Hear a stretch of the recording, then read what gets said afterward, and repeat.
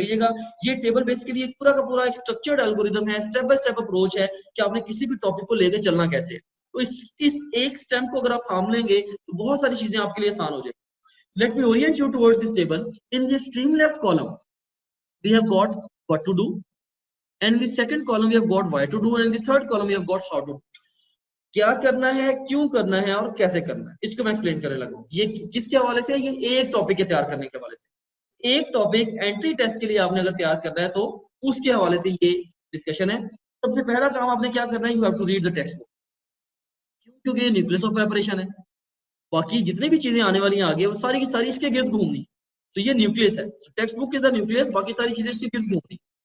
और आपने पढ़ते हुए ओवरऑल क्या करना है, आपने इंपॉर्टेंट पॉइंट्स को हाईलाइट करना है, कंफ्यूजिंग पॉइंट्स को मार्क करना है।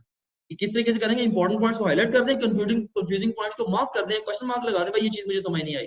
ये किताब पढ़ते हो अगर आपको कोई चीज समझ में नहीं आ रही, आप उसको कंफ्यूजिंग पॉइंट्स को आप मार्क कर दें।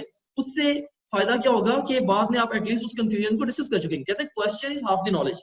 अगर किताब पढ़ते पढ़ते आपके दिमाग में कोई सवाल आ गया है तो समझ लें कि आधा नॉलेज आपको मिल गया, right. Question is half the knowledge, right. तो क्वेश्चन जो है ये हाफ द नॉलेज है, इसलिए आपने कंफ्यूजन जो है वो जनरेट करनी है। तो don't be avoidant to confusion, confusion are good, right. Confusion जो है, जितनी ज्यादा कंफ्यूजन लेके आप सब्सिक्वेंटली बुक में जाएंगे अगेन एंड अगेन, उतना ज्यादा चांस है कि आप उसमें ज्यादा एक्टिवली लर्न करेंगे, ठीक है।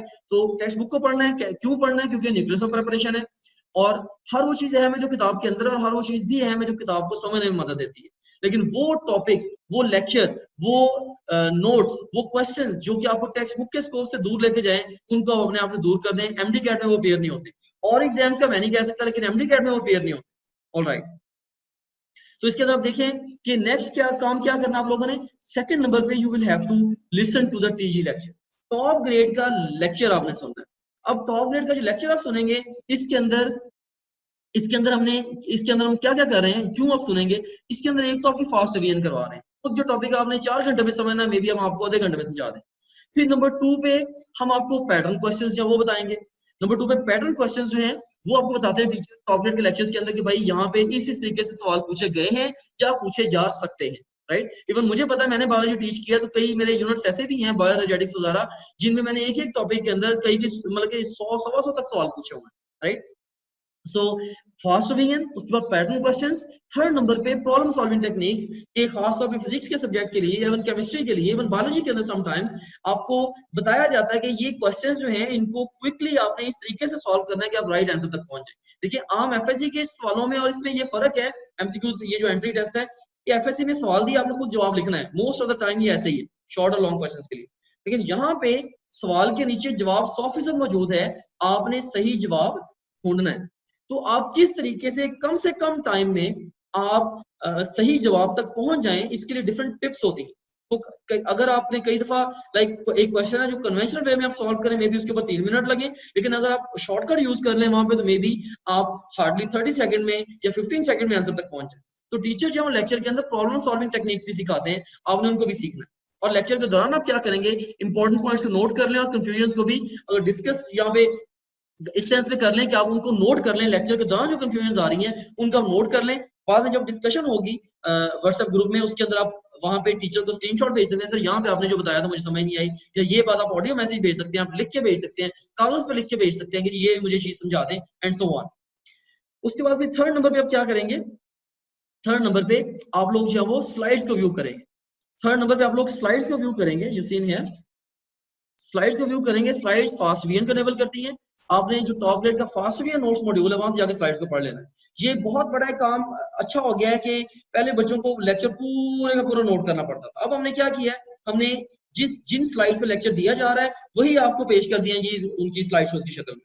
तो इससे क्या हुआ है कि आपको सारे के सारा लेक्चर नोट करने की जरूरत नहीं है। हाँ, टीचर एक्स्ट्रा जो मटेरियल उसके ऊपर राइट कर रहा है, लिख रहा है, पॉइंट ऐसे बता रहा है जो आपको पहले नहीं पता, सिर्फ आप उनको रफ पेज के ऊपर नोट कर लें, और उसको भी बाद में भले स्टॉप ग्रेड के माई नोट्स के अंदर भी नोट कर लें, लेकिन अदरवाइज आपको जरूरत नहीं है, राइट, नोट पूरा का पूरा लेक्चर नोट करने की।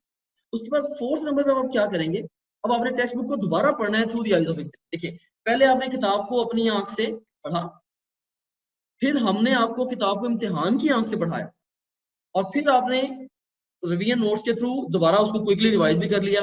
अब आप जो किताब पढ़ेंगे वो थ्रू आइज ऑफ एग्जाम पढ़ेंगे। पहले आपने किताब को अपनी आंख से पढ़ा था, आपको तब ये नहीं पता था कि यार यहाँ से सवाल कैसे आने। अब आप अच्छे तरीके से जानते हैं कि एग्जाम में क्वेश्चन इस तरीके से पूछे जाएंगे, तो अब आप द आइज ऑफ एग्जाम पढ़ेंगे इसको। To the eyes of exam text book को दोबारा पढ़ेंगे। और उसके बाद आप लोग क्या कर सकते हैं, टेक्स्ट बुक में एडिशन भी आप कर सकते हैं, और अगर जरूरत पड़ती है तो चीजों को जो याद करने वाली चीजें हैं, मेमोराइज करने वाला जो स्टफ है वो भी आप कर सकते हैं स्टेज पे। फिर 5वें नंबर पे आप पास क्वेश्चन को प्रैक्टिस करें। ये देखें कि असल इम्तिहान में ये इसलिए करना है क्योंकि असल इम्तिहान को पार्टिसिपेट कर पाए। इसके लिए आप टॉप ग्रेड के क्वेश्चन बैंक पे जाएंगे, पास क्वेश्चंस को आप देखेंगे, टेस्ट आप देंगे, उसके बाद फिर उसकी भी एक्सप्लेनेशन को व्यू कर लेंगे। फिर 6वें नंबर पे आप क्या करेंगे, आप लोग अनसीन इनकरेक्ट और बुक मार्क क्वेश्चन जो वो भी टॉप ग्रेड के क्वेश्चन बैंक में अनसीन इनकरेक्ट और बुक मार्क क्वेश्चंस हैं, आप उन सारे क्वेश्चन को अटेम्प्ट करेंगे और अल्टीमेटली आपका टारगेट ये है उन सबको सही करना उस टॉपिक से रिलेटेड। इसका क्यों करेंगे, एक तो पर्सनलाइज लर्निंग, आपके मुताबिक सिस्टम आपको लेके चलेगा, कॉन्सेप्ट्स कौन कौन से टॉपिक से आते हैं ये आपको पता चलेगा, और आपकी टेस्ट टेकिंग स्किल्स जो है उनकी प्रैक्टिस होगी। इसके लिए करेंगे कि आप टॉप ग्रेड के क्वेश्चन बैंक में जाएंगे और अपनी नीड के अकॉर्डिंगली आप मल्टीपल टेस्ट जो है वो क्रिएट करेंगे। टॉप ग्रेड जिस तरीके से आप सोचेंगे वैसे आपसे टेस्ट ले लेगा। आपसे टॉप ग्रेड आप कहते हैं अनसीन क्वेश्चन का टेस्ट वो ले लेगा, आप कहते हैं टेस्ट देते हुए जो मैंने स्किप किए थे या उनका मुझे टेस्ट दे दें अनआंसर्ड क्वेश्चंस का, या जिनको मैंने निशानी लगाई थी बुक मार्क क्वेश्चन उनका टेस्ट दे दें, या पास का टेस्ट दे दें, या जो टेस्ट अटेम्प्ट करते हुए मेरे सवाल गलत हुए तो उनका टेस्ट जनरेट करके दे दें। टॉप ग्रेड इन सारी नीड्स को फुलफिल करता है, राइट। सो ये one most versatile question bank है in the entire state regarding the MDCAT preparation, जो 360 डिग्री से ये सारे के सारे एंगल से टॉपिक को कवर कर रहा है।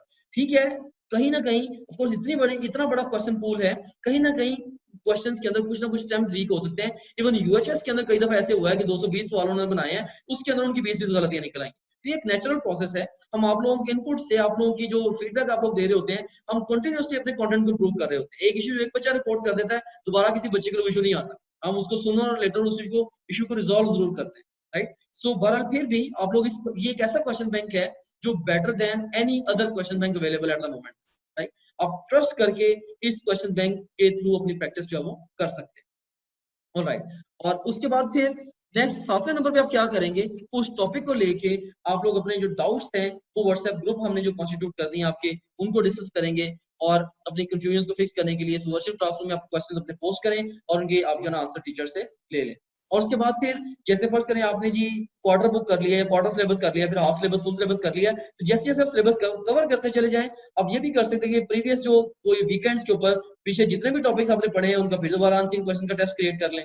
इतने सारे क्वेश्चन हमने रखे ही इसलिए हैं ताकि आप वक्तन फौक्तन जो है वो क्या कर सकें, वक्तन फौक्तन आप अपनी नीड के अकॉर्डिंगली जैसे आपका दिल करे आप टेस्ट क्रिएट करते जाएं और अपने प्रिपरेशन को लेके चलते जाएं। और खास तौर पे कब कौन सा टेस्ट कैसे क्रिएट करना है, ये मैंने जो स्केड्यूल बनाया है 100 डेज का वो आपको ऑलरेडी दिया हुआ है। जिनके पास नहीं है वो हमारे एकेडमिक्स वाले नंबर पे कांटेक्ट करके वो ले सकते हैं। तो उसके मुताबिक आप लोग चलते चले जाएं, इंशाल्लाह कोई दुनिया की ताकत नहीं है जो आपको एडमिशन से रोक सके। आपके अगर मार्क्स अच्छे हैं एफएससी के अंदर, यू विल गेट देयर इंशाल्लाह, ठीक है। एंट्री टेस्ट है ये, अगर आप सही इस एग्जाम को समझ जाते हैं ना और उसके मुताबिक तैयारी कर लेते हैं, भाई आपको पता है कि आपका मुकाबला ऐसे पहलवान के साथ है जिसकी ये स्ट्रेंथ्स और वीकनेसेस हैं, उसके मुताबिक आप अपने आप को उससे बेहतर तैयार कर लेते हैं, you will win. This is very simple phenomena. तो यही आइडिया यहाँ पे भी है कि आपको एग्जैक्टली पता है कि यार ये एग्जाम है, ये सिलेबस है, इस तरीके से इसने आना है एंड सो ऑन। तो दिस इज वेरी सिंपल, आपने सिर्फ उन गिवन गाइडलाइंस के ऊपर अपने आप को तैयार कर लेना है, एग्जाम में आप सक्सेसफुल हो जाएंगे। तो इस तरह से आप इंशाल्लाह, जब देखें आपने टॉप ग्रेड के सारे लेक्चर सुन लिए, बार बार किताब को पढ़ लिया, राइट, आपने फास्ट रिवीजन स्लाइड्स के थ्रू वो भी आपने एनेबल कर लिए, अपनी पास्ट क्वेश्चन अटेम्प्ट कर लिए, राइट। और उसके बाद आपने 18,000 या 18,500 क्वेश्चंस को इवन अटेम्प्ट करते चले जाएं, एक्सप्लेनेशंस पढ़ते चले जाएं, गलत हुए गलत टेस्ट, गलत क्वेश्चंस का दोबारा टेस्ट क्रिएट करें, दोबारा आप उनको सही कर लें। तो इस तरीके से रिपीटेडली करते करते करते करते अगर आप 18,500 क्वेश्चन आप अपने सही अटेम्प्ट कर लेंगे तो इन क्वेश्चंस के बाहर से क्वेश्चन नहीं आना इंशाल्लाह, इन क्वेश्चंस के बाहर से क्वेश्चन नहीं आना और आपका अल्टीमेटली एग्जाम में जो स्कोर है वो इंशाल्लाह नियर 100% आ जाएगा।